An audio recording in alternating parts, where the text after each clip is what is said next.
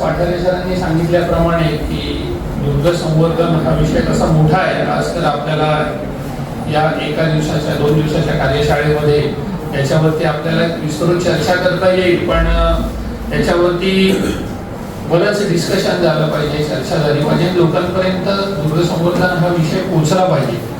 कारण बरेचदा या दुर्ग संवर्धन विषयाच्या एक चुकीच्या काहीतरी संकल्पना आपल्या डोक्यामध्ये असतात की काय पद्धतीने दुर्ग संवर्धन करायचं आहे, आणि हे बरेचदा असं होतं की त्याच संकल्पना फक्त आपल्या डोक्यात नसतात. तर मी आता जसं सरांनी सांगितलं की शासनाच्या कमिटीमध्ये काम केलंय, तर त्या मंत्र्यांच्या डोक्यात सुद्धा त्याच कल्पना असतात. मंत्री देखील त्याच विचारात असतात की दुर्ग संवर्धन असंच झालं पाहिजे. त्यांना ते टेक्निकली कसं झालं पाहिजे, जसं वाणे सरांनी सांगितलं तसं ते त्यांच्या डोक्यात नसतं ते. त्यामुळे अवेअरनेस हा जास्त मोठा क्रिएट केला पाहिजे आपल्याला दुर्ग संवर्धनाबद्दल. तर आपल्याला लक्षात येईल की प्रत्यक्ष संवर्धन म्हणजे आपल्याला नेमकं काय करायचं आहे. पण हे सगळं संवर्धन करण्याच्या आधी आपल्याला वेगवेगळे म्हणजे किल्ले काय आहेत, किल्ल्यांवरचे वेगवेगळे घटक काय आहेत ह्याचा अभ्यास केला पाहिजे. कारण आपल्याला ज्याचं संवर्धन करायचंय ते काय आहे हे समजून घेतल्याशिवाय आपण त्याचं संवर्धन करू शकणार नाही. याचं एक उदाहरण एका किल्ल्यावरचं मी तुम्हाला सांगतो की म्हणजे इंटेन्शन चांगलं असतं संवर्धन करण्याचं, पण माहिती नसल्यामुळे गोंधळ काय होऊन जातो. एक किल्ला आहे, त्या किल्ल्यावर एक संस्था साधारण 2 वर्ष काम करत होती. त्यांनी मला इथे बोलवलं आणि त्यांनी सांगितलं की वास्तू मला दाखवली आणि ते म्हणाले की हा या किल्ल्यावरच्या राणीचा महाल आहे आणि आम्ही त्याचं संवर्धन करतोय. मी ती वास्तू पाहिल्यावर त्यांना सांगितलं की हा त्या राणीचा महाल नाहीये, हा हमामखाना आहे, म्हणजे शाही आंघोळीची जागा आहे. म्हणजे त्यांच्या डोक्यात होतं ते राणीचा महाल. आता राणीचा महाल म्हणून त्यांनी जर त्याची संवर्धन केलं असतं तर ते कशा प्रकारे झालं असतं. त्यांना मूळ वास्तूच माहिती नाही की काय आहे. तर हा आयडेंटिफिकेशनचा प्रॉब्लेम असतो. त्याच्यामुळे आपल्याला आधी समजून घेतलं पाहिजे किल्ले काय, किल्ल्यामधले घटक वेगवेगळे काय आहेत, आणि मग त्याच्या पुढे आपण संवर्धनासाठी जाऊ शकतो आणि मगच ते योग्य प्रकारे संवर्धन होऊ शकतं. आपण वेळ कमी आहे त्याच्यामुळे थोडंसं जरा मी फास्ट घेतो पुढे. नेक्स्ट आपल्याला किल्ले जर बघितले तर आपल्या महाराष्ट्रात जे किल्ले आहेत, जसं आता वाणे सरांनी सांगितलं की मुख्य एक किल्ला असतो आणि दुय्यम काही किल्ले असतात. तर जे दुय्यम किंवा छोटे किल्ले असतात त्या छोट्या किल्ल्यावरची तटबंदी जी असते ती तटबंदीची भिंत किंवा बुरुजाची भिंत ही घडीव दगडांनी केलेली नसते. काही वेळेला त्याच्यामध्ये वेडेवाकड्या आकाराचे दगड तयार करून त्याच्यामध्ये मग चुना भरून ती तटबंदी बांधलेली असते. त्यामुळे ती टेम्पररी फॉर्टिफिकेशन किंवा तात्पुरती तटबंदी या स्वरूपात आपल्याला दिसते. पण तेच तुम्ही सिंहगड, राजगड, तोरणासारखे महत्वाचे किल्ले घेतले तर तिथे घडीव तटबंदी आहे, शिवनेरीला घडीव तटबंदी आहे. त्यामुळे त्याचे हे 2 प्रकार पडतात. पुढे जाऊ आपण. पुढे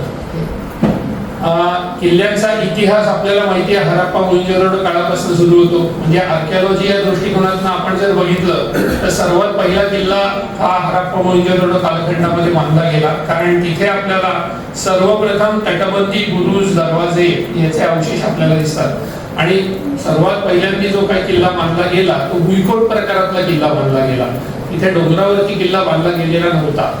पुढे साधारण अशा प्रकारे हराप्पा मोहेंजोदडो काळातले किल्ले होते. त्याला बाहेरनं खंदक होता, त्या खंदकामध्ये पाणी फिरवलेलं होतं, तटबंदी होती, आणि शिवाय परत आत जो राजा होता किंवा त्या तिथले जे काही ती माणसं होती जी राज्य करणारी त्यांच्या वसाहतीला परत एक आपल्या बाजूनी तटबंदी होती, ती आपल्याला तिकडे दिसते. पुढे त्याच्यानंतर एक सातवाहन राजांच्या काळात सुद्धा आपल्याला काही तटबंदी, पवनी नावाची एक विदर्भामध्ये जागा आहे, तिथे उत्खनन झालेलं होतं. त्या उत्खननात आपल्याला हे सगळे अवशेष मिळालेले आहेत.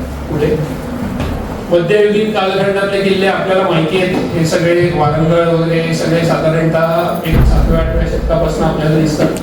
आणि मग पुढे ते इस्लामिक कालखंडामध्ये हे आपल्याला अशा प्रकारचे किल्ले दिसतात. आणि मग पुढे मराठा कालखंडातले काही किल्ले पाहायला मिळतात. पुढे आपण मी जे आता तुम्हाला सांगितलं की संवर्धन करण्यापूर्वी आपल्याला या सगळ्या गोष्टी माहिती पाहिजे. मी आता ते क्रोनॉलॉजी तुम्हाला का दाखवली, कारण एखादा किल्ला जर आपण बघितला तर त्या किल्ल्यावरती वेगवेगळ्या कालखंडात वेगवेगळी वसाहत झालेली असते. शिवनेरीचंच आपण उदाहरण घेऊ शिवनेरी या किल्ल्यावरती यादव कालखंडामध्ये वसाहत होती, त्याच्यानंतर बहमनी कालखंडामध्ये होती, त्यानंतर निजामशाही होती, मग पुढे मुघलांकडे काही काळ किल्ला होता, मग त्यानंतर मराठ्यांकडे आणि मग इंग्रजांकडे. त्याच्यामुळे एवढ्या वेगवेगळ्या राजसत्तांकडे तो किल्ला जेव्हा हस्तांतरित होतो तेव्हा प्रत्येकाचे काही ना काहीतरी अवशेष हे त्या गडावरती असतात. फक्त ते आपल्याला बघायला लागतात. या सगळ्या गोष्टी काही आपल्याला कागदपत्रांमधनं दिसणार नाहीत, पण ऐतिहासिक वास्तूंमधनं सुद्धा आपल्याला किल्ला समजू शकतो, किल्ल्याचा इतिहास समजू शकतो. तर त्या वास्तू कोणत्या आहेत त्या आपण आता पुढे पाहू. हे किल्ल्याचे वेगवेगळे घटक आहेत, आपल्याला माहिती आहे यातल्या बऱ्याचशा गोष्टी. खंदक, महादरवाजा, चोर दरवाजा म्हणतो. आता चोर दरवाजा आपण हा शब्द वापरतो, पण ऐतिहासिक कागदपत्रांमध्ये कुठेही असा चोर दरवाजा हा शब्द आलेला नाहीये. तर हा शब्द कधी आला, कोण वापरायला लागला याचं काही निश्चित सांगता येत नाही आपल्याला. बुरुज, त्यानंतर तटबंदी आहे, खडकात खोदलेली पाण्याची टाकी आहे. पुढे हे काही युरोपियन बांधकाम लोक जेव्हा आपल्या इकडे आले तेव्हा त्यांच्याकडनं आपल्याला अशा प्रकारचे काही टॉवर बांधलेले दिसतात त्यांच्या किल्ल्यांवर. त्याच्यानंतर तटबंदीमध्ये आपल्याला तोफा आणि बंदुका मारण्याच्या जागा दिसतात. त्याला जंग्या असा शब्द येतो, इंग्लिशमध्ये त्याला हे दोन वेगळे शब्द आहेत, एम्ब्रायझर आणि मरलम, पण मराठीमध्ये त्याला जंग्या हा शब्द येतो. वास्तविक तोही शब्द खरं तर मराठी नाहीये, फारसीचा आहे शब्द तो. जंग, जंग म्हणजे लढाई, आणि त्या जंगवरून आलेला शब्द येतो जंग्या. तर ह्या बंदुका मारण्याच्या जागा आहेत किंवा तोफा मारण्याच्या जागा आहेत, या तटबंदीमध्ये साधारणतः 15व्या शतकाच्या नंतर या जागा तयार करायला सुरुवात केली. याचं कारण 15व्या शतकाच्या आधी दक्षिणेमध्ये तोफा आणि बंदुका आलेल्या नव्हत्या. साधारणतः 12-13व्या शतकामध्ये तोफा आणि बंदुकांचा शोध लागलेला होता, पण त्या दक्षिणेमध्ये याला 15वं शतक उजाडलं. आणि 15व्या शतकामध्ये जेव्हा तोफा बंदुका आल्या तेव्हा तटबंदीमध्ये या जागा ठेवायला सुरुवात केली. त्याच्या पूर्वीची जी तटबंदी होती ती प्लेन सपाट तटबंदी होती, त्याच्यामध्ये अशा खिडक्या नव्हत्या. त्याच्याऐवजी तिथे चर्या नावाचा एक प्रकार होता. चर्या म्हणजे काय, आपण एक किल्ल्याचं चित्र काढलं की त्याच्यावरती अशा कमळ माकडीसारखं डिझाईन दाखवतो, त्या डिझाईनला चर्या असं म्हणतात. तर त्या दोन चर्या ज्या असतात त्याच्यामधनं धनुष्य बाणाचा मारा केला जायचा, त्यासाठी त्या बांधल्या होत्या. पण नंतर जेव्हा तोफा बंदुका यायला लागल्या तेव्हा ती चर्याची डिझाईन बंद झाली. म्हणजे शिवाजी महाराजांनी बांधलेल्या एकाही किल्ल्यामध्ये तुम्हाला चर्या दिसणार नाही, पण तरी आपण आज किल्ल्याचं चित्र काढायचं म्हटलं की दरवाजा काढतो त्याच्यावर त्या चर्या दाखवतो आपण. त्या पुढे आता हे एक बेसिक एलिमेंट तुम्हाला घटक दाखवलेत किल्ल्याचे. तर या घटकांमध्येही परत प्रकार आहेत. म्हणजे खंदक दोन प्रकारचे असतात, एक पाण्याने भरलेले खंदक असतात, काही कोरडे खंदक असतात. तुम्ही जर कोकणामध्ये गेलात तर कोकणातल्या बहुतांश किल्ल्यांवरती कोरडे खंदक आहेत. तिथे भर पावसाळ्यात सुद्धा त्या खंदकामध्ये पाणी भरत नाही, त्याला उतार दिलेले असतात. तो खंदक फक्त ड्राय मोड म्हणतात त्याला, म्हणजे तो फक्त एक प्रकारचा खड्डा केलेला असतो की तुम्ही सहजासहजी किल्ल्याच्या तटीबंदीपर्यंत शत्रूला पोचता येऊ नये यासाठी. पण ते जमिनीवरचे किल्ले जर तुम्ही बघितले तर जमिनीवरच्या किल्ल्यांवरती पाण्याने भरलेले खंदक असतात. नळदुर्ग असेल, औसा, उदगीर, परांडा हे सगळे जर बघितले तर त्याला सगळ्या बाजूनी खंदक आणि त्यात पाणी भरलेलं असतं.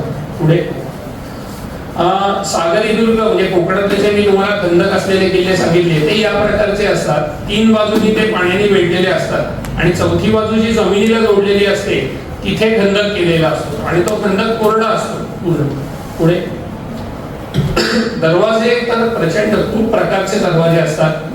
दरवाजाचे तुम्ही कमानीचे आकार बघा, त्या कमानीच्या आकारावरनं आपल्याला तो दरवाजा कोणाच्या कालखंडात बांधला असेल याचा एक आपल्याला अंदाज लावता येऊ शकतो. एक आता रिसेंटली मी ICHR कडनं हा दरवाजाचा एक प्रोजेक्ट घेतला होता, तो कम्प्लीट झालाय.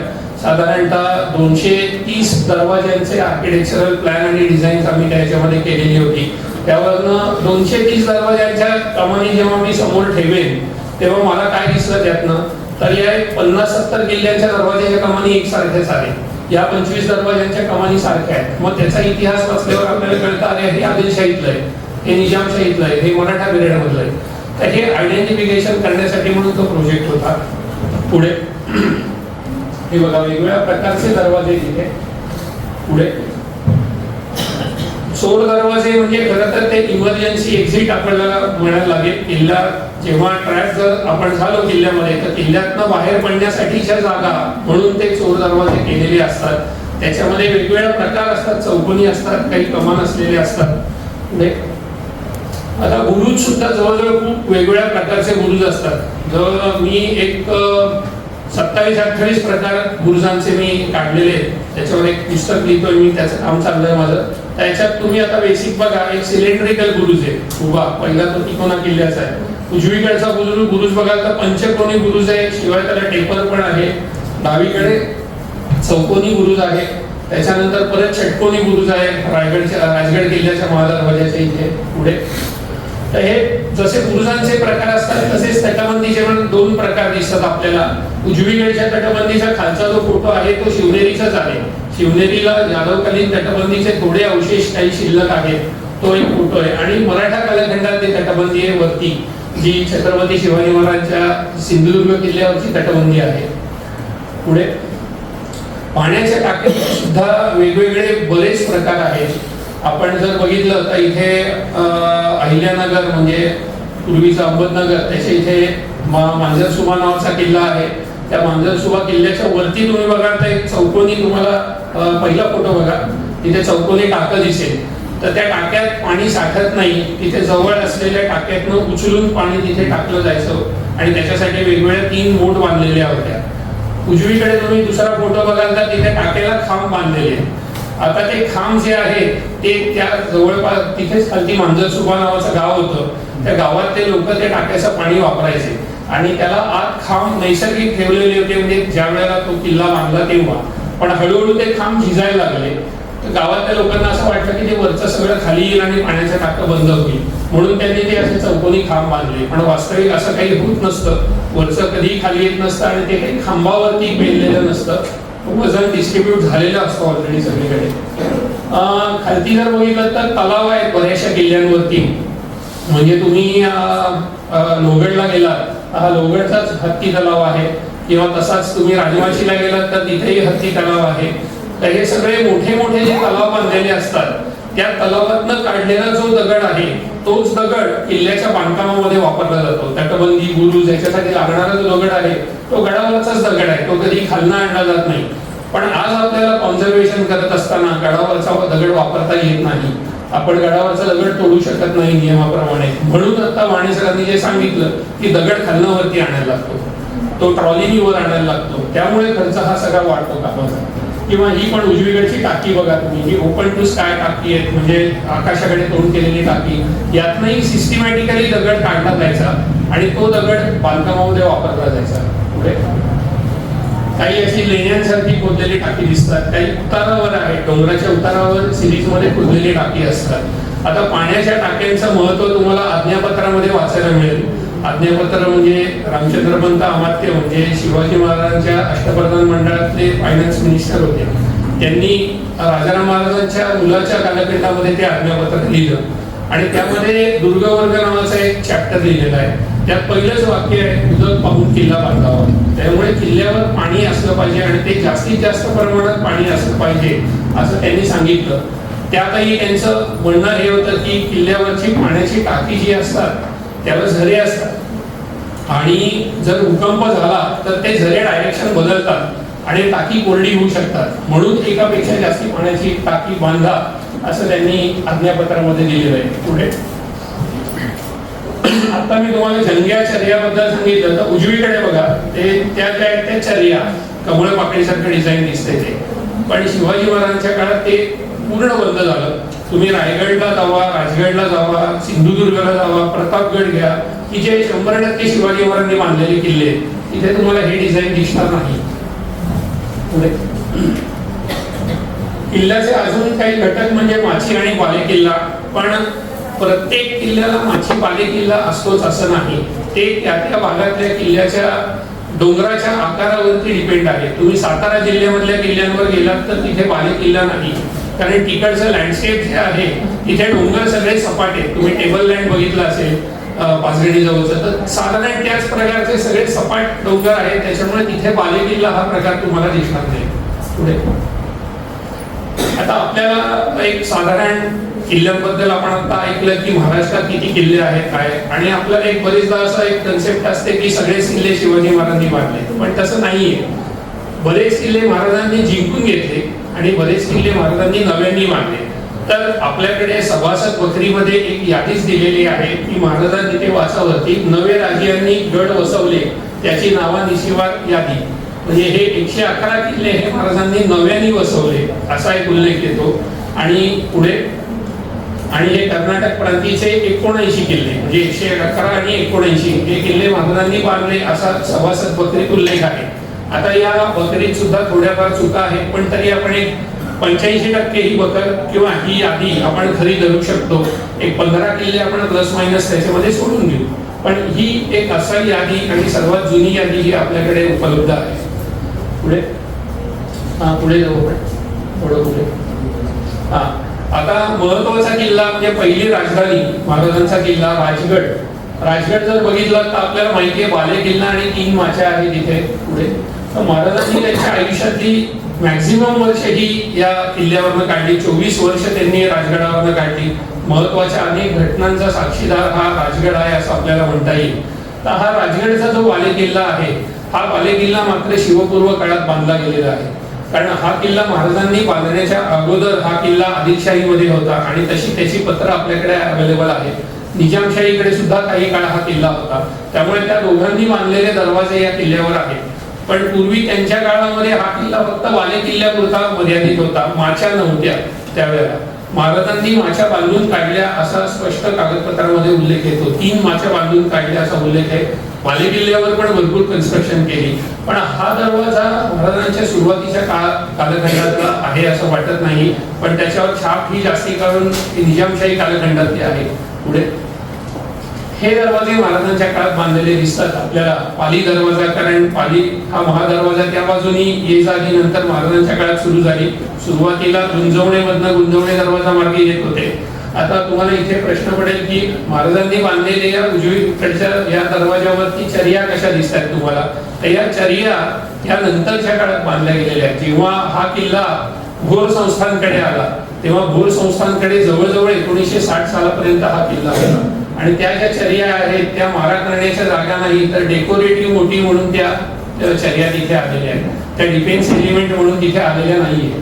पुढे साम्य ते निजामशाहीतले दरवाजे आणि आता राजगडावर बांधलेला दरवाजा त्याच्यातलं साम्य तुम्हाला दाखवतोय. पुढे हे बघा त्याचं बरंचसं साम्य हे इस्लामिक आर्किटेक्चरशी दिसतं आपल्याला. पुढे पद्मावती माची हा राजगडवरचा एक महत्वाचा बेस आहे, कारण सगळ्या रेसिडेन्शियल वास्तू या बऱ्यापैकी आपल्याला पद्मावती माचीवरच दिसतात.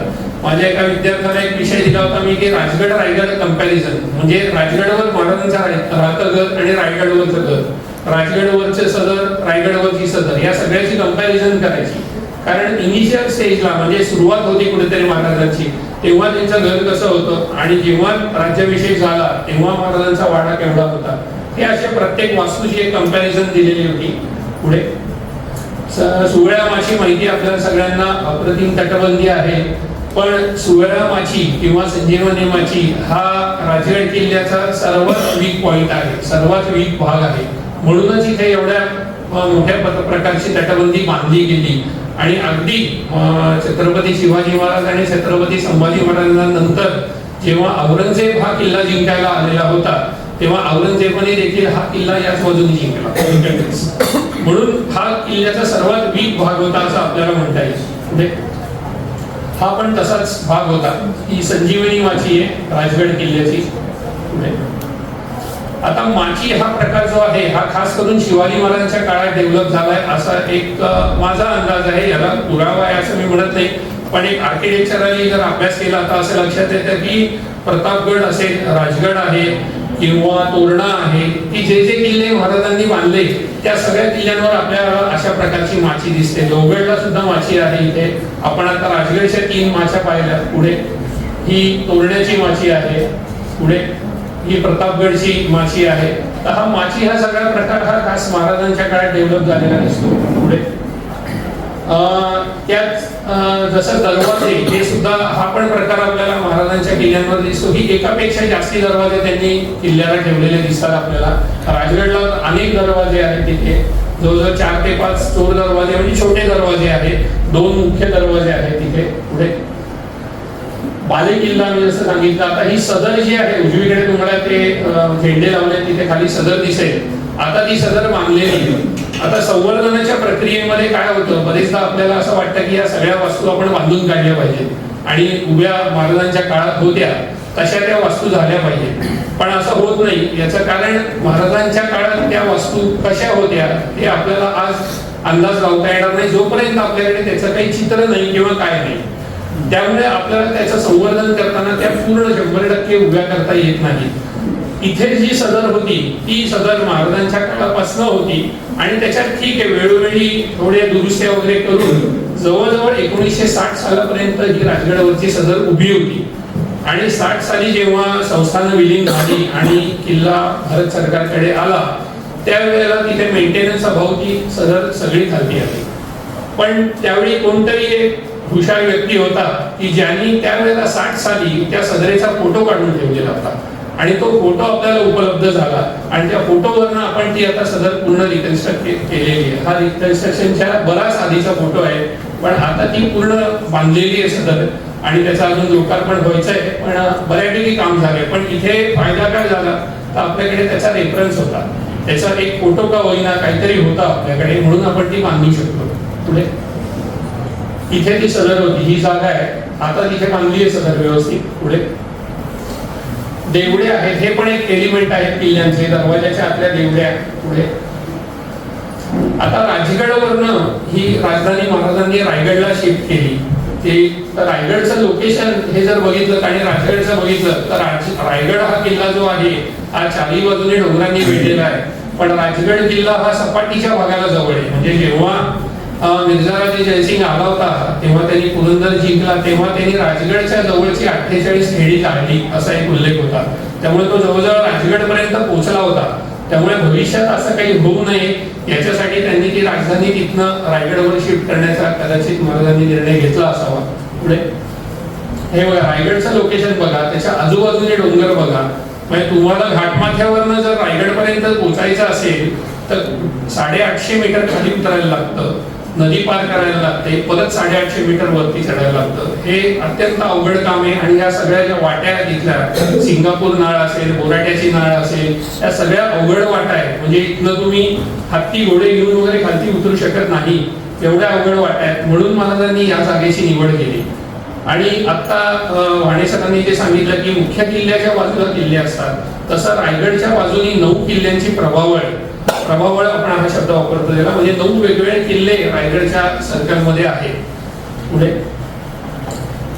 रायगडच बघा आहे, हिरकणी टोक आहे, टकमोट टोक तिकडे दिसतंय तुम्हाला. पुढे आता रायगडची उंची जी आहे ती आज आपण काय करतो, गाडीने आपण पायऱ्यांपर्यंत जातो आणि तिथनं वरती किल्ला चढतो, पण पूर्वी रायगड हा चढला जायचा हा कोंझर नावाच्या गावापासून.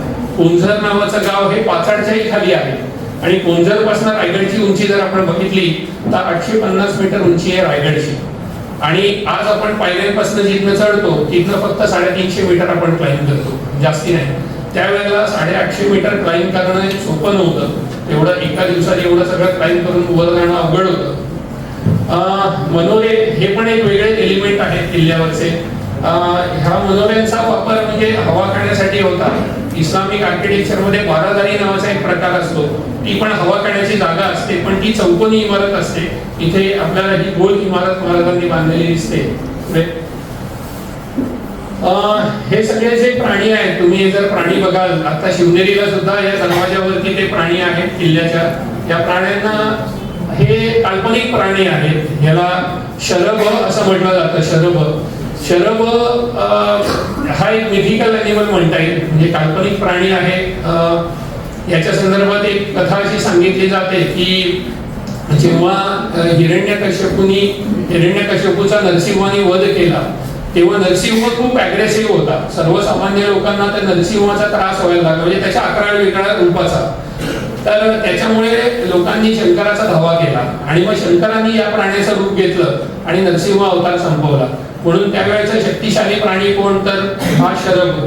मग या शरभाचं डेपिक्शन किंवा शरभाचं चित्र आपल्या किल्ल्याच्या दरवाजावर का लावायचं, तर या शरभा एवढाच या किल्ल्याचा राजा शक्तिशाली आहे हे दाखवण्यासाठी एक सामर्थ्याचं प्रतीक म्हणून ते दरवाजावर लावलं जायचं. म्हणून आपल्याला बऱ्याचशा किल्ल्यांवरती आपल्याला हे वेगवेगळे शरभ असलेले आपल्याला दिसून येतात. पण ही जी कथा आहे ही आपल्याला पुराणांमधून आलेली कथा आहे. याचं जर आपण एक वेगळं इंटरप्रिटेशन केलं तर त्यावेळेला शैव आणि वैष्णव यांच्यातले जे काही वाद होते त्या वादातनंही तयार झालेली ही कथा असावी. पण त्याच्यावर एक ग्रंथ पण लिहिला गेलाय, शरभ पुराण नावाचा ग्रंथ आहे. त्याच्यामध्ये पण आपल्याला ही कथा ऐकायला मिळेल, वाचायला मिळते. पुढे आपल्या रायगडच्या सुद्धा महादरवाजावरती शरभ आहे. मग त्याची शक्ती दाखवण्यासाठी त्यांनी पायाखाली हत्ती पकडलेले असं दाखवलंय तिथे. पुढे रायगडवरच्या या कचेऱ्या आहेत. पुढे हा अलथी दरवाजा. रायगडवरती बालेकिल्ला नावाचा एक भाग आहे, त्याला राजवाडा असं म्हणतो. राजवाडा म्हणजे फक्त राजाचं राहतं घर असं नाही, तर राजवाडा म्हणजे राजाचं राहतं घर, दिवाणी आम, दिवाणी खास, मनोरे, त्याच्यानंतर मागे राण्यांचे महाल, हा पालखी दरवाजा, मेढा दरवाजा, हे सगळं मिळून जे तयार होतं त्याला राजवाडा असं म्हटलं जातं. आपल्या शिलालेखामध्ये सुद्धा इथे रायगडवर जो शिलालेख आहे तिथे राजाच्या घराला नरेंद्र सदन असा शब्द वापरलेला आहे. म्हणजे राजाचं घर हे वेगळं म्हटलंय आणि प्रासादो जगदीश्वर असे म्हणजे राजाचा राजवाडा हे वेगळं म्हटलेलं आहे. पुढे ही बाजारपेठ आहे. आता मी तथाकथित का म्हणतो, कारण माझं मत वेगळं आहे बाजारपेठेबद्दल. कारण महाराजांच्या शिलालेखामध्ये किंवा इतर कोणत्याही कागदपत्रामध्ये रायगडवर मोठी बाजारपेठ होती असा कुठेही उल्लेख नाहीये. शिवाय याचा जर आर्किटेक्चरल तुम्ही अभ्यास केला तर तुम्हाला लक्षात येतील की हे सगळे साधारण 1 BHK फ्लॅट असल्यासारखे सगळ्या खोल्या आहेत. म्हणजे एका विशिष्ट वर्गाच्या किंवा जसं आपली हायरार्की असते, क्लास 1 ऑफिसर, क्लास 4 ऑफिसर, त्याच्यामधल्या लोकांना राहण्यासाठीच्या या जागा असाव्या. कारण महाराजांचं राहतगड होतं, राण्यांचे महाल होते, त्याच्यानंतर अष्टप्रधान मंडळाची घरं होती. पण मग त्याच्यानंतर जे लोक कुठे राहणार हा एक विचार आपण करत नाही, तर अशी ती घरं असावी तिथे. पुढे हे तुम्ही वर्ण जर बघितलं तर त्याचा प्लॅन बघा, तुम्हाला एकसारखा प्लॅन दिसतो, सगळ्यांची एकसारखी घरं आहेत. आपण जर ते बाजारपेठ जर म्हटलं तर वस्तू साठवायला एकसारखी जागा लागत नाही. म्हणजे माझ्याकडे जर फळं असतील तर तेही साठवायला तेवढीच जागा, आणि त्याच्यानंतर माझ्याकडे कोथिंबीर विकायची असेल तरी तेवढीच जागा, असं होत नाही ना. कमी जास्त जागा असली पाहिजे. त्यामुळे ही बाजारपेठ नसावी असं मला वाटतं. पुढे हे जगदीश्वर मंदिर आपण म्हणतो, याच्याविषयी माझं पण एक रिसर्च पेपर मी पब्लिश केलेला आहे. या मंदिराचं नाव वाडेश्वर असं कागदपत्रांमधनं येतं. 12 पत्र आपल्याकडे आहेत की ज्याच्यात वाडेश्वर आहे. आणि आपल्याकडे आजपर्यंत एकही कागदोपत्री पत्र महाराजांच्या काळापासून किंवा नंतरच्या काळातलं नाही की जिथे या मंदिराचं नाव जगदीश्वर येत आहे. या वाडेश्वर येत आहे. आणि जगदीश्वर हे नाव कुठेही आलेलं नाहीये, फक्त एका शिलालेखामध्ये आलेलं आहे. आणि त्या शिलालेखाचं इंटरप्रिटेशनच मी याच्यामध्ये केलेलं आहे. पुढे तर त्या शिलालेखामध्ये असं म्हटलेलं आहे की पहिलं वाक्य जे आहे ते प्रासादो जगदीश्वरस्य जगदं आनंदधनु वगैरे असं ते म्हटलेलं आहे. तर त्याच्यावरनं लोकांनी एक अंदाज लावला, कारण हा शिलालेख जो आहे तो मंदिराच्या नगारखान्यावरती आहे. त्यावरनं लोकांनी ते प्रासादो जगदीश्वरस्य म्हणजे हे जगदीश्वर मंदिर आणि हा त्याचा प्रासाद असं लावलं. पण तुम्ही आज जर रायगडवर गेलात तर तो शिलालेख खास बघा, तो तिरपा लावलेला आहे, असा थोडासा वाकडा लावलेला आहे. शिवाय तो अशा ठिकाणी लावलेला आहे की जिथे तुम्हाला कळणारच नाही की इथे शिलालेख आहे. आता ती राजाची प्रशस्ती आहे म्हटल्यावर ती कुठेतरी ती दृश्य ठिकाणी लावली गेली पाहिजे. तर माझा असा अंदाज आहे की तो शिलालेख तिथे पूर्वी महाराजांच्या काळात नगारखान्याच्या जवळ असावा. नंतर जे काही मुघलांकडे किल्ला गेला, सिद्धीकडे गेला, या काळात त्यांनी काढून टाकला असावा. आणि मग नंतर पुन्हा मराठ्यांकडे 1734 ला किल्ला आला तेव्हा त्यांनी तो मंदिराच्या इथे बसवला असेल. तोच जर शिलालेख आपण इथे लावला आणि जर आपण वाचलं प्रासादो जगदीश्वरस्य, तर याचा अर्थ असा होतो की प्रासाद म्हणजे राजवाडा आणि जगदीश्वर म्हणजे राजा. आपल्याकडे तुम्ही महाभारत वगैरे सगळे ग्रंथ वाचा, त्याच्यामध्ये जगदीश्वर हे राजाला उद्देशून दिलेलं नाव आहे. त्याच्यामुळे इथे हे जगदीश्वर म्हणजे खुद्द शिवाजी महाराज आहेत तिथे, ते जगदीश्वर मंदिर नाहीये तिथे. हे माझं इंटरप्रिटेशन होतं. पुढे रायगडवरचं बांधकाम सगळं पुढचं. पुढे हे मनोरे जे आहेत ह्याचे सुद्धा कारागीर जे होते ते, कारण हा सगळा आदिलशाहीचाच एरिया होता, महाराज होते तेव्हा, त्यामुळे तिकडचं आर्किटेक्चर आपल्याकडे आलेलं आहे. हे 1657 ला विजापूर पासून एक 6 किलोमीटरवर ऐनापूर नावाचं गाव आहे. तिथे जहाना बेगम नावाची मोहम्मद आदिलशहाची बायको होती, तिचं थडगं बांधलेलं आहे तिथे. तर त्याच्यात असे मनोरे आहेत बघा, खालती तुम्हाला दिसेल खालच्या फोटोत. फक्त महाराजांनी आपल्या इथे जे काही मनोरे बांधले त्या मनोऱ्याची एक रेफरन्स घेतला असावा की इथे असे मनोरे आहेत, असे आपल्या इकडे बांधू. त्यामुळे हे असे मनोरे रायगडवर पण दिसतात आपल्याला पुढे. महाराजांचे सर्वात महत्वाचं कॉन्ट्रीब्युशन म्हणजे 5 जलदुर्ग महाराजांनी बांधले. त्यातले 2 छोटे म्हणून मी 5 म्हणतोय याच्यामध्ये फक्त. तर हे 5 जलदुर्ग भारताच्या 5000 वर्षाच्या इतिहासामध्ये एकाही राजांनी 5 जलदुर्ग बांधले नाही जेवढे महाराजांनी बांधले.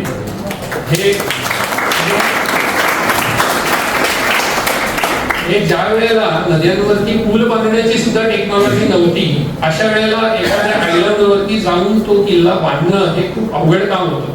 त्यामुळे आणि एक नाही 5-5 जलदुर्ग बांधले महाराजांनी. पुढे आपण एक एक करत पटकन बघू. पुढे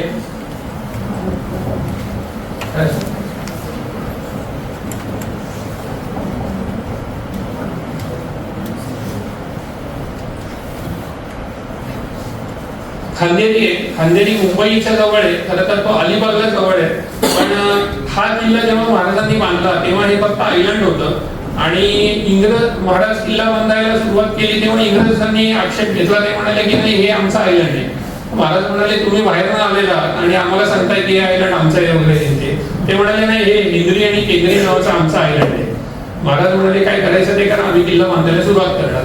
तर महाराजांनी इथे किल्ला बांधायला सुरुवात केली. 300 म्हणजे कागदोपत्री उल्लेख आहे 300 गवंडी किल्ल्यावरती नेलेले होते. गवंडी इथे किल्ला बांधत होते आणि मायनाक भंडारी आणि दौलत खान इकडे समुद्रात इंग्रजांची लढत होते. अशा परिस्थितीमध्ये तो किल्ला बांधला आणि 95 वर्ष मराठ्यांकडे होता. महाराजांच्या नंतर 95 वर्ष समोर मुंबई होती तरी हा किल्ला त्यांना जिंकता आला नाही. 95 वर्ष. पण ह्या सगळ्या गडबडीत तिथे उंदेरी नावाचा बेट होता, तिथे सिद्धींनी किल्ला बांधून टाकला. पुढे त्याच किल्ल्यावरच्या वेगवेगळ्या वास्तू आहेत. आपण पुढे जाऊ जरा. हा खांदेरी किल्ला.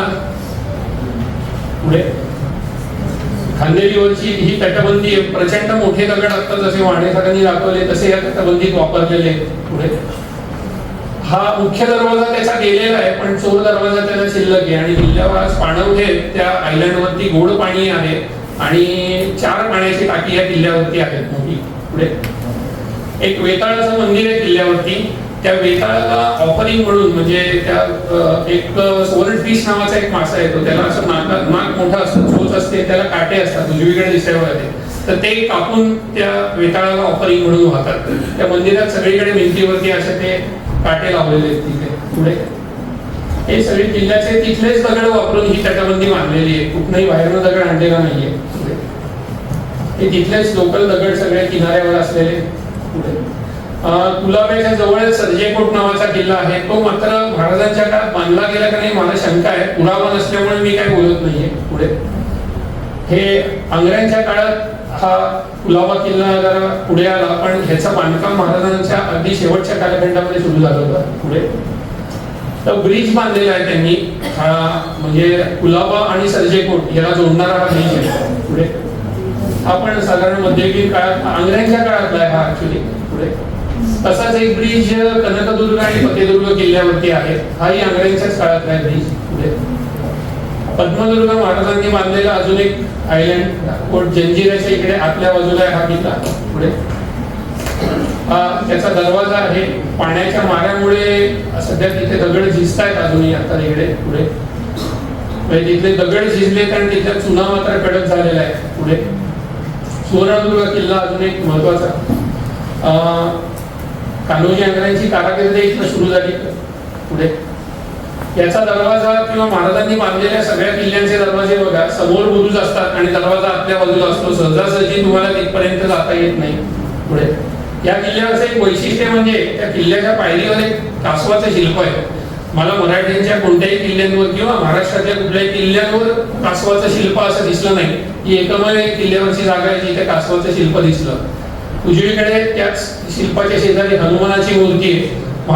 मराठ्यांच्या बऱ्याचशा किल्ल्यांवरती आपल्याला हनुमान किंवा गणपती ह्या प्रतिमा आपल्या किल्ल्याच्या दरवाजाजवळ दिसतात. कारण या द्वाररक्षक देवता असतात, दरवाजाचं रक्षण करतात म्हणून आपल्याला त्या दरवाजाजवळ दिसतात. त्या हनुमानाच्या पायाखाली काय कोणी सांगू शकेल मला?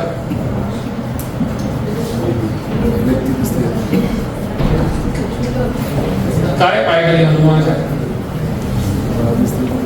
एक सर्वसाधारणपणे सगळ्यांना वाटतं राक्षस आहे, आपल्याला आपण जनरल म्हणतो राक्षस आहे, पण तो राक्षस नाहीये, ती राक्षसीण आहे.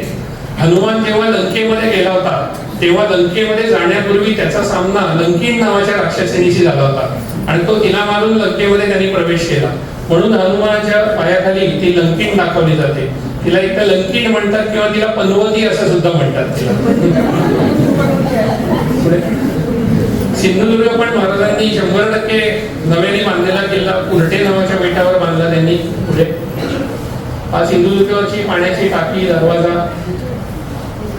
सिंधुदुर्गाची तटबंदी 2.65 किलोमीटर लांब अशी तटबंदी बांधलेली आहे. इथे जवळ एक पद्मगड नावाचा किल्ला आहे, अगदीच नामशेष होत चाललेला किल्ला आहे. पुढे एक आता जरा शेवटच्या भागात येऊ आपण. दुर्ग संवर्धन हाच महत्वाचा भाग आहे, पण तुम्हाला हे सगळे किल्ले दाखवण्याचा उद्देश हाच होता की एलिमेंट्स माहिती पाहिजे, किल्ल्याच्या मागच्या ते का बांधलं, कशासाठी बांधलं, या गोष्टी माहिती असल्या पाहिजे.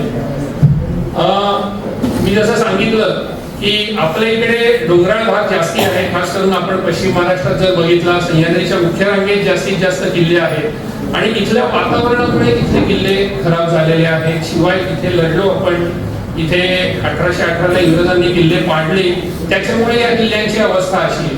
पण थोड्या कोरडे प्रदेशातले किल्ले जर बघितले, औसा, उदगीर, नळदुर्ग, परांडा हे किल्ले बघितले तर हे टिकले बऱ्यापैकी. ते जमिनीवरचे किल्ले आहेत, तिथे हल्ले होऊन ते किल्ले जिंकले गेले नाही, त्याच्यामुळे त्याचे दरवाजे सगळ्या वास्तू चांगल्या इंटॅक्ट आहेत आज. शिवाय तिथे पाऊसही कमी पडतो, त्याच्यामुळे तिथे एकूण दगडाची झीज होणं किंवा दगड खराब होणं या सगळ्या गोष्टी सुद्धा तिथे होत नाहीत. त्यामुळे आपल्याला ते किल्ले हे चांगले दिसतात आपल्याला. पुढे हे बघा, हे सगळे किल्ले बऱ्यापैकी चांगले राहिलेले आहेत अजूनही तिथे. पुढे आता दुर्ग संवर्धन करण्याच्या महत्वाच्या ज्या 3 पायऱ्या आहेत त्या म्हणजे पहिले आयडेंटिफिकेशन, ते कसं करायचं ते मी आता तुम्हाला सांगितलं. दुसरं त्याच्यातलं एक्सकेव्हेशन हा एक भाग असतो. प्रत्येक किल्ल्यावर काही उत्खनन होतच अशातला भाग नाही किंवा उत्खनन करावं लागतंच असं काही आवश्यकता नसते. जिथे आवश्यक असेल तिथे उत्खनन करायला लागतं. त्याच्यानंतर ट्रीटमेंट म्हणजे आता ती वास्तू आयडेंटिफाय केली तर ती दुरुस्त कशी करायची, काय करायची हे आयडेंटिफाय करायला पाहिजे. त्याच्यानंतर त्याचं जतन आणि संवर्धन हे सगळे भाग येतात. तर कोणत्याही वास्तूच्या संवर्धनासाठी आपल्याला ह्या 4 पायऱ्यांनी जायला पाहिजे. म्हणजे मला अगदी आता आपण खाली जर बघितलं तुम्ही तर ज्या दगडाची शिल्प वगैरे मिळाली वेगवेगळ्या ठिकाणी आणून ठेवलेली आहेत, ती शिल्प सुद्धा संवर्धन जरी करायचं असेल तरी याच पायऱ्यांनी जायला पाहिजे. आधी तो दगड कोणता आहे आयडेंटिफाय करा, मग त्याला ट्रीटमेंट कोणती द्यायची ते आयडेंटिफाय करा आणि मग त्याचं कोटिंग कसं करायचं आहे आणि मग त्याचा डिस्प्ले कसा करायचा आहे. या 4 पायऱ्यांनी स्ट्रक्चरल असो किंवा अँटिक्विटीचं कॉन्झर्वेशन असो याच पद्धतीने आपल्याला जायला लागतं. पुढे आता मी मगाशी तुम्हाला उदाहरण सांगितलं की हा तो हमामखाना होता आणि याला ते त्या राणीचा महल असं समजत होते. पुढे या सगळ्या वस्तू आयडेंटिफाय करता आल्या पाहिजे तुम्हाला. आता हा मांजर झुंबाचा आहे अहिल्यानगरच्या इथला आणि तो एक महाल आहे, मोठा महाल होता पण तो आता पडायला आलेला आहे. पुढे बुरुज मी जसं सांगितलं तसं. पुढे त्याच चुन्याचं राहणं हा एक महत्वाचा भाग आहे. आता वाहणे सरांनी जसं सांगितलं तसं पारंपरिक चुना कशा पद्धतीने तयार केला जायचा, तर चुनखडीचे दगड, गुळाचं पाणी, मेथीच्या बिया किंवा हिरडा वेळा, हरभरा डाळ घालायचे काही वेळेला. आता हे सगळं सगळ्या ठिकाणी करायचे असं मी म्हणत नाही, त्या त्या प्रांतामध्ये ज्या ज्या गोष्टी अवेलेबल असतील त्या घालायचे. पण चुनखडीचे दगड आणि गुळाचं पाणी आणि वाळू हे 3 घटक तर सगळीकडे वापरले जायचे. पण बाकी गोष्टी बदलायच्या. आता सगळीकडे हरभरा डाळ मिळेल का नाही सांगता येत नाही, हिरडा वेळा मिळेल याची काही गॅरंटी नाही. तर ते सगळं घेऊन या घाण्यामध्ये दळलं जायचं आणि मग तो चुना जो आहे तो बांधकामासाठी वापरला जायचा. एक इंटरेस्टिंग गोष्ट सांगतो की किल्ल्याच्या तटबंदीमध्ये बांधकामामध्ये मी जर चुन्याच्या ऐवजी सिमेंट वापरलं तर काय होऊ शकतं ह्याचं एक तुम्हाला उदाहरण सांगतो. सिमेंट आपण जेव्हा वापरतो तेव्हा तुम्ही बांधकाम चालू असताना बघितलं असेल की पाणी मारत असतात त्याच्यावर सारखं. तर पाणी मारल्यामुळे काय होतं, त्या सिमेंटचं क्युरिंग होतं, म्हणजे सिमेंट कडक होऊन जातं. तर ते क्युरिंग जे होतं ते 5 किंवा 10 दिवसामध्ये त्याचं क्युरिंग होऊन जातं. 10 दिवसानंतर ते एवढं कडक होतं की ते एक थेंब सुद्धा पाणी ऍब्सॉर्ब करत नाही. त्याच्यामुळे हे सिमेंट जर मी किल्ल्याच्या तटबंदीमध्ये वापरलं तर होणार काय आहे की त्याचं क्युरिंग होऊन जाईल 5-10 दिवसात, ते छान होईल तो सगळं. पण जेव्हा पावसाळ्यात पाणी पडेल तटबंदीवरती, तेव्हा ते पाणी ते सिमेंट ऍब्सॉर्ब करणार नाही. मग पाणी कोण ऍब्सॉर्ब करणार? तर दगड. झीज कशाची होणार आहे? तर दगडाची. त्यामुळे त्या सिमेंटमुळे दगडाची झीज होणार, पाणी ऍब्सॉर्ब करणार नाही. पण तेच जर आपण ह्या म्हणजे पारंपरिक पद्धतीने जर चुना तयार केला तर तो चुना पाणी किती काळ ऍब्सॉर्ब करतो. म्हणजे जसं ह्याचं 5 दिवसात क्युरिंग होतं, तसं चुन्याचं क्युरिंग व्हायला किती वेळ लागत असेल? काय अंदाज आहे? काहीतरी अंदाज असेल. जसं ह्याचं 5-10 दिवसात होतंय, त्याचं किती दिवसात होईल किंवा काय होईल? चुन्याचं क्युरिंग व्हायला 65 वर्ष लागतात. 65 वर्ष तो पाणी ऍब्सॉर्ब करतो. म्हणून तो आपल्याला तिथे लावायचा आहे की तो पाणी ऍब्सॉर्ब करतो, आणि पाणी ऍब्सॉर्ब केल्यामुळे दगड चांगला राहतो, आणि नंतर चुना 20-30 वर्षांनी परत काढायचा, बदलायचा, परत त्याची लाईफ वाढते. याच पद्धतीने केलं जायचं. ते जर तुम्ही आता पद्मदुर्ग मी मगाशी दाखवलं तुम्हाला, तिथे चुना कडक झालाय, म्हणजे त्याचा ओव्हर क्युरिंग झालाय, तो बदललाच नाही. त्यामुळे तो एवढा कडक झालाय दगडासारखा की दगड झिजतोय आणि चुन्याच्या पट्ट्या बाहेर आलेल्या आहेत. तर म्हणून आपल्याला इथे सिमेंट नाही वापरायचं आहे, चुना वापरायचा आहे. पुढे हे किल्ल्यावरच्या वेगवेगळ्या मॉन्युमेंट आहेत. पुढे जाऊ आपण. सध्याची स्थिती जी आहे ती, आता पहिले जे मी तुम्हाला सांगितलं आयडेंटिफिकेशन, ते मी नुसतं व्हिज्युअल सांगितलं किंवा किल्ल्यावरच्या गोष्टी कशा आयडेंटिफाय करायच्या. पण आता जे वाणी सरांनी सांगितलं की डॉक्युमेंटेशन केलं पाहिजे, त्या डॉक्युमेंटेशनच्या या सगळ्या पद्धती आहेत. सर्वे ऑफ इंडियाचे मॅप वापरा, सॅटेलाइट इमेज वापरा, GIS वापरा, GPS वापरा, टोटल स्टेशन सर्वे आहे, आर्किटेक्चरल ड्रॉइंग, हे सगळी त्या वास्तूंची केली पाहिजे. तर कारण प्रत्येक आपल्याला जो प्रॉब्लेम इतर वास्तूंच्या बाबतीत येतोय, म्हणजे रायगडच्या बाबतीत, की महाराजांची सगळी बांधकामं आपल्याला उभी करता येत नाहीये.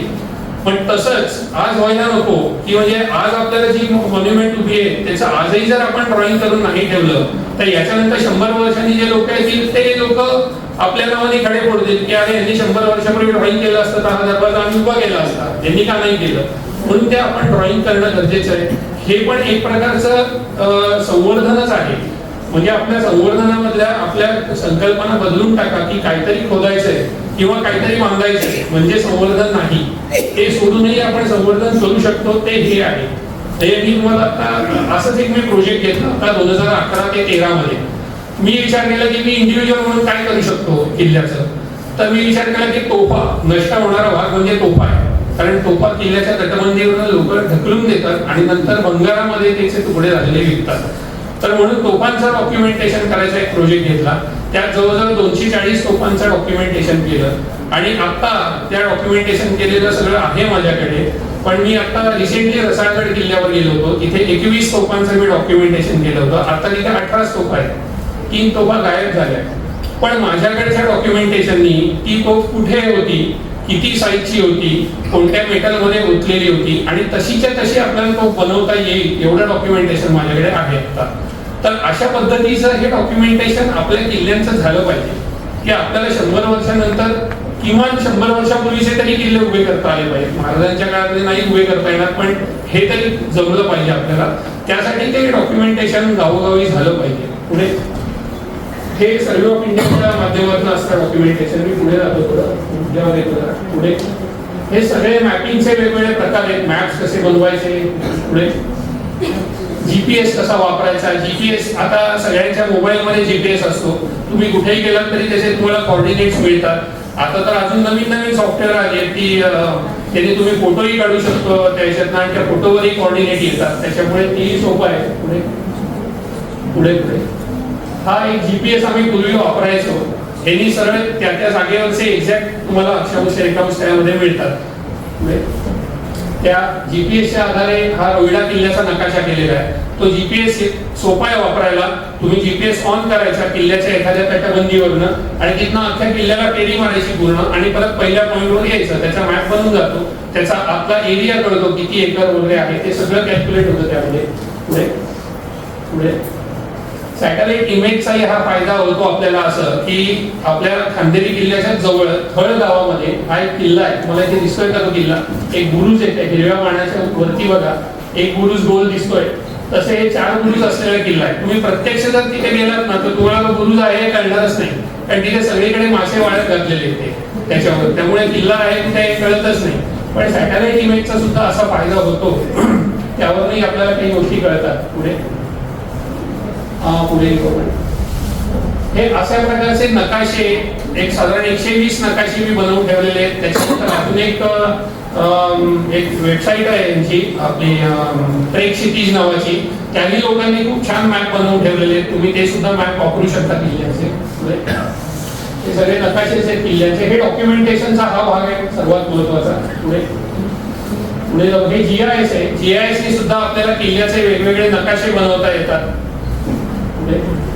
पुढे किल्ल्याचे मॉन्युमेंट कोणकोणत्या उंचीवरती आहेत हे आपल्याला या GIS च्या मॅपिंग मध्ये सांगता येऊ शकतं. किल्ल्यावरच्या संवर्धनामधला सर्वात मोठा भाग हा असतो की पावसाळ्यात पडणारं किल्ल्यावरचं पाणी त्याचा निचरा झाला पाहिजे, आणि त्याच्यासाठी महाराजांच्या काळामध्ये तटबंदीमध्ये पाणी जायच्या वाटा ठेवलेल्या होत्या. कालांतराने या मधल्या याच्यामध्ये त्या वाटा बुजलेल्या आहेत, त्याच्यामुळे त्या वाटा कुठे माहीत नाही आणि मग पाणी किल्ल्याच्या बाहेर जात नाही. वॉटर लॉगिंग होतं. वॉटर लॉगिंग झाल्यामुळे तटबंदीची जी भिंत आहे ती कालांतराने कोसळते.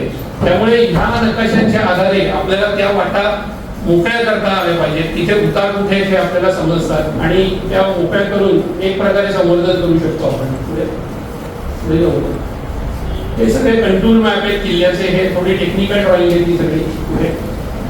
हे किल्ल्यावरचे वेगवेगळे मॉन्युमेंट हे कोणत्या उंचीवरती आहेत त्याचा एक GIS चा मॅप बनवलाय.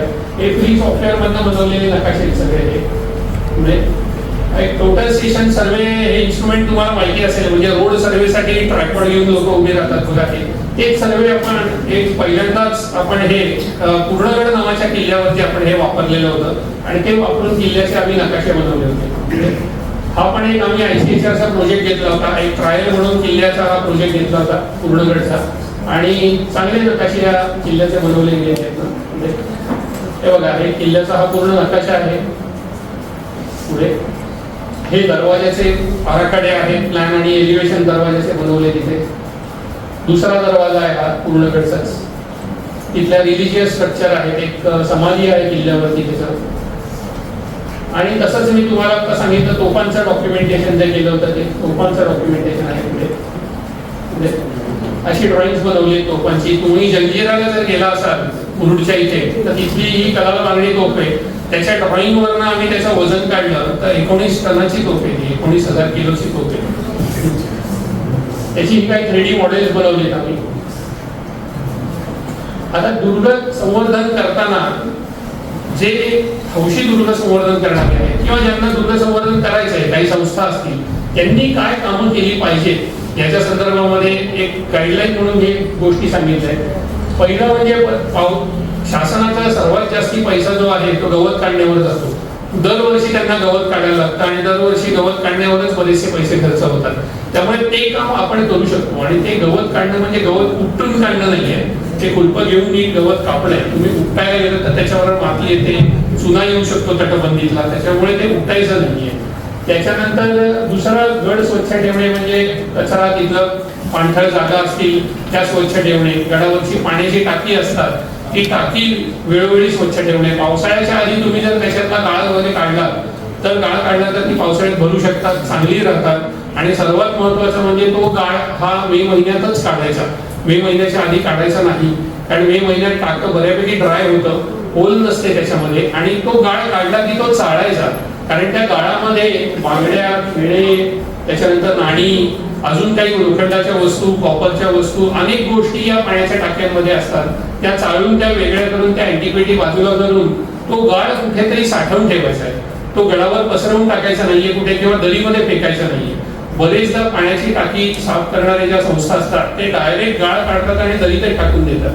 त्याच्याबरोबर नाणी बिणी सगळं दरीत जातं, ते काहीच राहत नाही त्यामध्ये. त्यामुळे हे महत्वाचं आहे की तो मे महिन्यामध्येच करायचं काम. हे काम कधीही पावसाळा झाल्यावर ओला गाळ काढत बसायचं नाही. ओला गाळ काढला तर तो चालता येणार नाही, मग त्यातल्या अँटिक्विटी वगैरे काय ते काढता येणार नाही. आणि या जमा झालेल्या अँटिक्विटी पुरातत्व विभागाला द्यायच्या, हे महत्वाचं आहे. त्यानंतर एक गडावरती ते स्वच्छतागृह बांधणं, हे सगळ्या ज्या गोष्टी आहेत त्या पुरातत्व विभागाच्या परवानगीने करायच्या आहेत. आणि सर्वात महत्वाचं म्हणजे त्या मेंटेन झाल्या पाहिजेत. एक मागे एकदा असा प्रस्ताव आला होता 2017-18 शासनाच्या मीटिंगमध्ये की आपण सगळ्या किल्ल्यांवर टॉयलेट बांधू. तर ते सचिवांनी ठेवला होता. तर तेव्हा आम्ही आक्षेप घेतला. आम्ही म्हटलं की ती मेंटेन होणार असतील तर बांधायची, नाहीतर नाही बांधायची. मेंटेनन्सची काही सोय आहे का? तर ते म्हटले शासनात मेंटेनन्सची काही सोय नाही, बांधायची सोय आहे. मग गडावरती मेंटेन कोण करणार? मग नंतर एवढी दुर्गंधी होईल, गडावरती कोणी जाऊच शकणार नाही तिथे, अशी होईल ते. त्यामुळे ते थांबलेलं आहे. पण तरी सुद्धा ASIनी बांधलेले जे काही किल्ले आहेत ना, तिथली टॉयलेट त्यांनी मेंटेन केलेली आहे आणि ती चांगली आहे, ती चांगली मेंटेन केली आहे त्यांनी. तर थोडं राज्य शासनाकडनं काम होताना त्यांच्याकडे मॅनपॉवर कमी असल्यामुळे या सगळ्या गोष्टी होऊ शकत नाही. किल्ल्यावरती अतिक्रमण होतात, त्याच्यानंतर किल्ल्यावरती बऱ्याचशा पडझड होते. तर ह्या पण गोष्टीची माहिती हे संवर्धन करणाऱ्या संस्थांनीच दिली पाहिजे.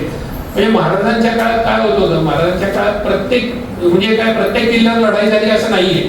अनेक किल्ले असे की जिथे कधीच लढाई झाली नाही. मग त्यावेळी लोक काय करत होते? तर आज्ञापत्रामध्ये स्पष्ट लिहिलंय की गड मेंटेन करायचा.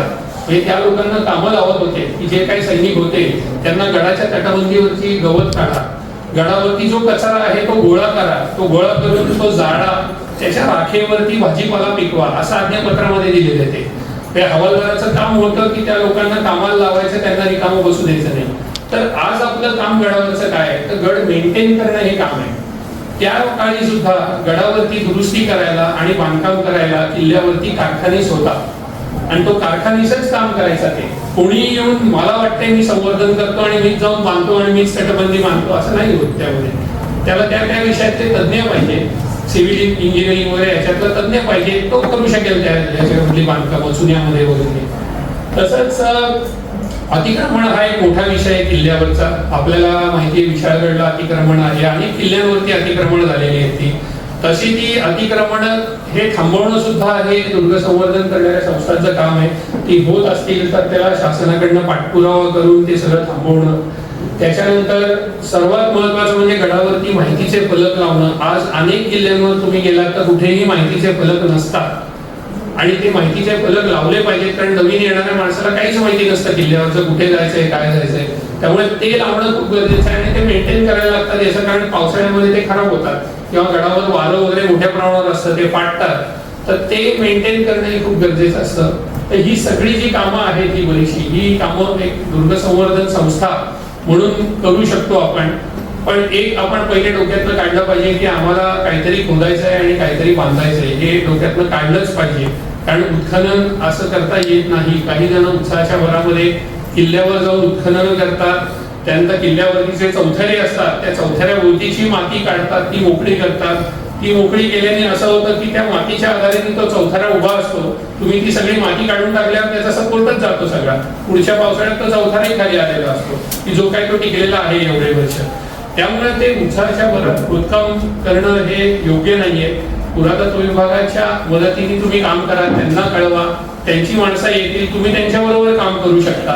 पण हे शक्यतो टाळलं पाहिजे आणि ते न करता आपल्याला अजून काही गोष्टी करता येतील ते मी आज जरा इथे सांगायचा प्रयत्न केला. मला असं वाटतंय की अजून टेक्निकल काही गोष्टी आहेत, पण आजचा विषय हा टेक्निकल नसल्यामुळे मी फार काही त्या टेक्निकल चुना कसा मळावा आणि याच्याबद्दल मी आज बोलत नाही. कधीतरी आपण पुन्हा एकदा भेटू.